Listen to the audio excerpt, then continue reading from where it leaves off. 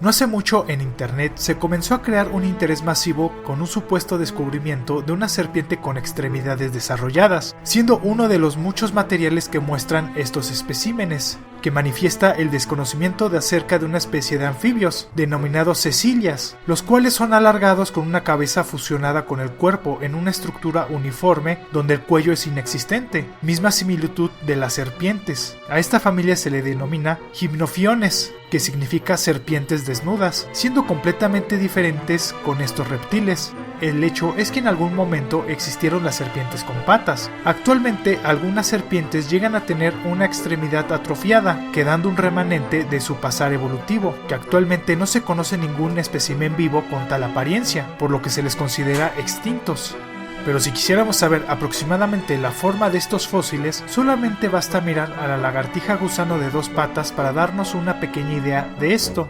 Este reptil vive en porciones donde refleja el tipo de ambiente donde habitan, en los desiertos y praderas en Baja California Sur, al norte de Los Cabos, en Vizcaíno y en la llanura de Magdalena, debido a que el suelo está suelto y seco, en madrigueras que escarban a profundidades como mínimo de 15 centímetros de profundidad, y como máximo se desconoce hasta dónde pueden llegar sus escondites. El género Bipes es endémico de México y son los únicos exponentes vivos en un suborden que conserva solamente sus extremidades delanteras, mientras que el tren posterior ha desaparecido, pero aún se puede ver sus vestigios por medio de rayos X. Son vertebrados con el cuerpo sumamente alargado, donde de la cabeza a la cola su diámetro es simétrico, llegando a un tamaño de 18 a 24 centímetros de longitud y 7 milímetros de diámetro, con la apariencia de una lombriz porque su cuerpo cilíndrico cubierto de escamas está segmentado por anillos verticales que le dan la apariencia de estar corrugado, de tonalidad rosada, y llegando a la madurez se tornan blancas. De ahí una de las razones por la que se le llame lombriz, también recordando la apariencia de algunos anfibios. Sus únicas 2 patas aplanadas que se encuentran justo por debajo de su cabeza son fuertes y parecidas a palas, siendo el único de los 3 exponentes de esta familia que cuenta con 5 dedos. En cada dígito cuentan con sus respectivas garras muy similares a las de un topo. Otra diferencia con las serpientes es que cuentan con la capacidad de recurrir a la autonomía caudal, es decir, como mecanismo de defensa tienen la virtud de desprender su cola entre los últimos 6 a 10 anillos caudales, pero a diferencia de otras lagartijas no les vuelve a crecer. De hecho, existe una relación para determinar la edad de este espécimen. Esto es por la ausencia de su cola, debido a la existencia de mayor probabilidad de que los animales mayores entren en contacto con un depredador en algún momento de sus vidas. La lagartija topo tiene la capacidad de realizar túneles donde vive construyendo grandes sistemas de galerías bajo tierra que recorren horizontalmente en varias direcciones de tránsito, ocasionalmente mostrando las salidas de estos sistemas con rocas o troncos caídos, realizándolas por sus patas y desplazándose con movimientos peristálticos bajo la tierra, es decir, inmovilizan una parte de su cuerpo mientras otra se traslada hacia adelante, para después la anterior se recorra, mientras que en la superficie pueden apoyarse en sus patas y desplazarse mientras arrastran el resto de su cuerpo. Son animales ectotermos, que regulan su temperatura con el clima, donde esta especie, por su vida subterránea, tiende a enfriarse en gran medida, pero cuenta con el hábito de que si siente frío, pasa por los túneles superiores, donde tiene una mayor, y viceversa si está acalorada. Presenta un desarrollo auditivo más amplio, que le permite interceptar los sonidos transmitidos por el aire en su medio, y le ayuda también en la superficie para encontrar su alimento. Son carnívoros oportunistas, esto depende de la cantidad y la cercanía de lo que tengan a su disposición. En su mayoría son insectos como hormigas, huevos y pupas de hormigas, cucarachas, termitas, larvas de escarabajo, pero se pueden alimentar de cualquier presa que tenga el tamaño adecuado, donde las capturan y se las llevan a un lugar apartado para comérselas, deglutarlas y cortándolas con sus dientes que están fusionados a su mandíbula.